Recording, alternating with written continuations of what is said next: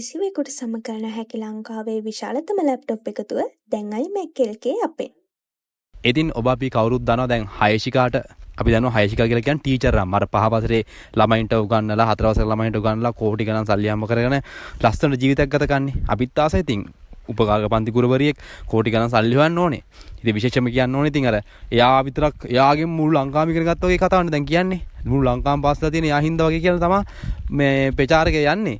හැබැයි එයා මේ කරලා තියෙන සුපිරිම වැඩ. දැන් හයශිකාට සල්ලි හොයාගෙන නම්මනම් කරගෙන ලස්සනට ජීවත් වුණාට කමන්නේ.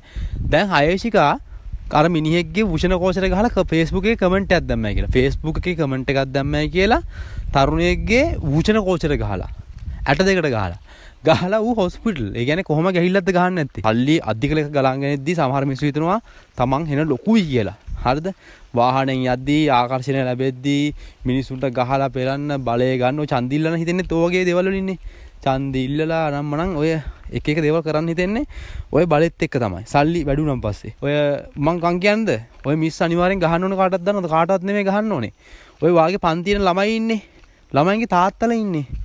තාත්තලාට කතා කරලා ඒ විදිහට ගැහුවනම් හරි.